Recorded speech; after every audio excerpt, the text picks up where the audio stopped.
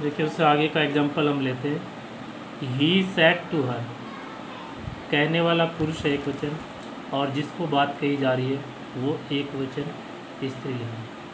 उसने उससे कहा, यू इन्वर्टेड कॉमास और you can't write a letter, तुम एक पत्र नहीं लिख सकते।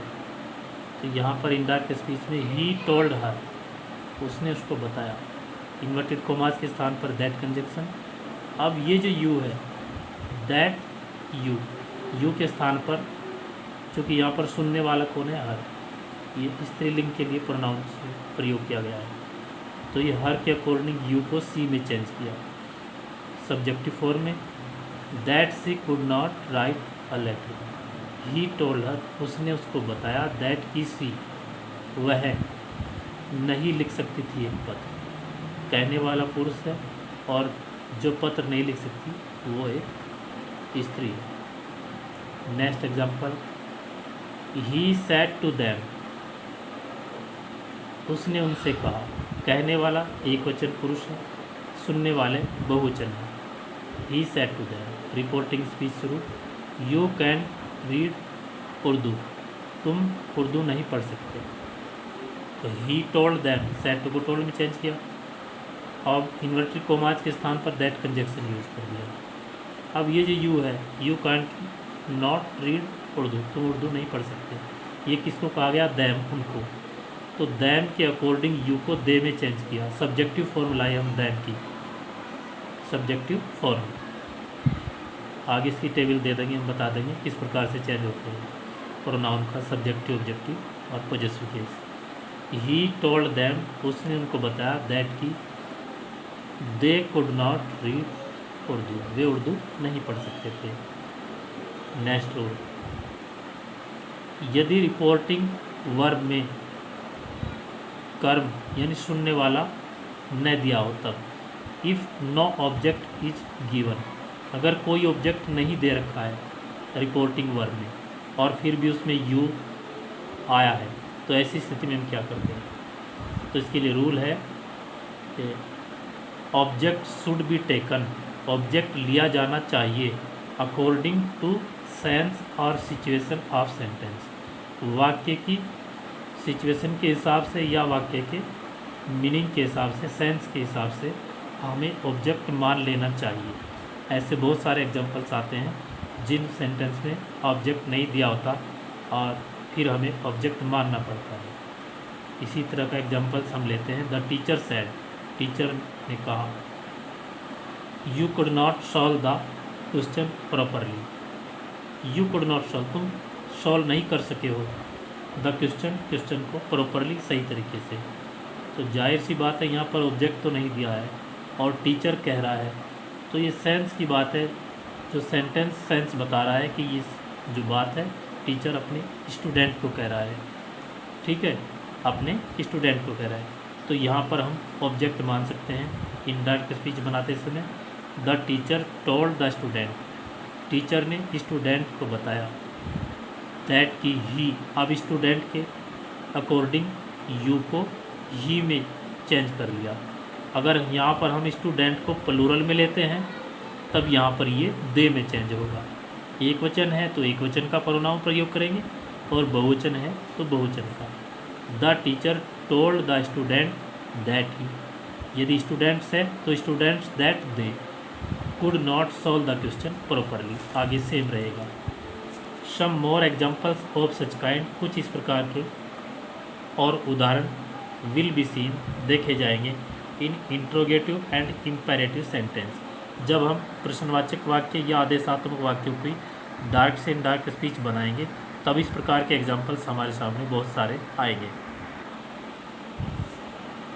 अब रूल नंबर 3 है, थर्ड पर्सन यानी रिपोर्टिंग स्पीच का थर्ड पर्सन। थर्ड पर्सन में बहुत सारे प्रोनाउन होते हैं, he, she, it, they, them, their, his, her, ये इतने सारे होते हैं। Of reporting speech not change, यानी रिपोर्टिंग स्पीच का यदि थर्ड पर्सन कोई भी प्रोनाउन उसके अंदर है तो उसमें हम कोई चेंजिंग नहीं करते, उसको सेम एज इट इज़ रखा जाता है। एग्जांपल्स लेते हैं। मोहन सैड, मोहन ने कहा, इन्वर्टेड कॉमा शुरू, he is a doctor. Mohan ने कहा वह एक डॉक्टर है। तो इनडायरेक्ट स्पीच बनी है मोहन सैड, मोहन ने कहा that he was a doctor. तो ही में कोई चेंजिंग हमने नहीं की, he was a doctor. Next example rule, if subject या स्पीकर एंड ऑब्जेक्ट यानी listener of reporting verb both are third person, यदि रिपोर्टिंग जो स्पीच है उसका स्पीकर वक्ता, ठीक है, और ऑब्जेक्ट सुनने वाला दोनों ही थर्ड पर्सन हो, देन देयर नेम या तो उनका नाम क्लियर करना चाहिए और प्रोनाउन शुड बी रिटिन लिखा जाना चाहिए इन ब्रैकेट में in indirect speech sentence, indirect speech के सेंटेंस में। कभी कभी ऐसी स्थिति आ जाती है कि इनडायरेक्ट स्पीच में थर्ड पर्सन ही सब्जेक्ट है और थर्ड पर्सन ही ऑब्जेक्ट है, तो ऐसी सिचुएशन में कंफ्यूज हो जाता है। जब इनडायरेक्ट स्पीच बनाते हैं तो उसको क्लियर करने के लिए उनका नेम या प्रोनाउन स्पष्ट करना चाहिए। जैसे कि एग्जांपल्स है, मीना सैड टू कविता। अब देखिए यहाँ कहने वाली भी एक वचन स्त्री है मीना, और जिसको ये बात कही जा रही है वो भी एक वचन स्त्री है कविता। मीना सैड टू कविता, मीना ने कविता से कहा आई शैल हेल्प यू, मैं तुम्हारी सहायता करूँगी। इनडायरेक्ट स्पीच बनी है मीना टोल्ड कविता दैट। अब यहाँ पर सी, ये जो सी हमने चेंज किया, ये कह रही आई का मतलब मैं कौन, जो कहने वाला है बात को, मीना, अर्थात ये सी हमने मीना के नाम का सी लिखा है, दैट सी अर्थात मीना। सेल को वुड में चेंज किया, सी वुड हेल्प हर। अब ये हर जो है कविता के लिए उसका नाम लिखा है ब्रैकेट में। तो ऐसी यदि सिचुएशन हमारे सामने आती है, दोनों थर्ड पर्सन है, एक जैसे नेम है, तो उनके या तो नेम लिखना चाहिए या प्रोनाउन इनडायरेक्ट स्पीच में क्लियर कर देना चाहिए, इससे कन्फ्यूज पैदा नहीं होता। देखिए अभी हमने बताया था कि प्रोनाउन किस प्रकार से चेंज होते हैं, सब्जेक्टिव ऑब्जेक्टिव जो उनकी फॉर्म्स होती है वो किस प्रकार से बदलती। ये टेबल आपको समझाने के लिए बनाई गई है। पहले कॉलम में हमने पर्सन लिखा है, तो पर्सन होते हैं प्रोनाउन के तीन, फर्स्ट पर्सन, सेकंड पर्सन और थर्ड पर्सन।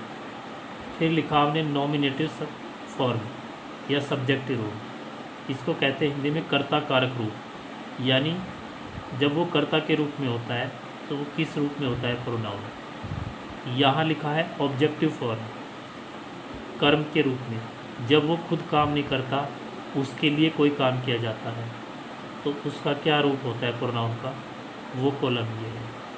फिर है पॉजेसिव केस, पॉजेसिव फॉर्म, यानी अधिकारक, जब न तो ये स्वयं काम करता है न इसके लिए कोई काम करता है, बल्कि इसका किसी वस्तु पर अधिकार प्रकट किया जाता है का की के लिए, तो ये कॉलम उस चीज़ को दर्शाता है। जैसे यहाँ पर फर्स्ट पर्सन है, आई सब्जेक्टिव फॉर्म है, ऑब्जेक्टिव फॉर्म में ऑब्जेक्टिव रूप इसका मी हो जाता है, और इसके लिए अपने की अंग्रेजी माई या माइन प्रयोग की जाती है। इसी प्रकार वी है, वी का जो ऑब्जेक्ट होता है वो अस होता है, और इसके लिए अपने की अंग्रेजी आवर या अवर्स होती है।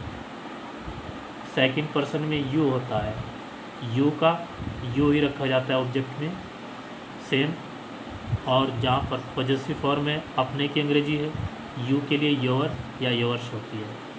और थर्ड पर्सन में ही सिंगुलर मेल पुरुष के लिए, एक वचन पुरुष के लिए ही प्रयोग होता है कर्ता कारक रूप में, लेकिन जब इसको कर्म कारक रूप में प्रयोग करते हैं तो इसको हिम, उसको, उसका, उसको के लिए प्रयोग करते हैं हिम।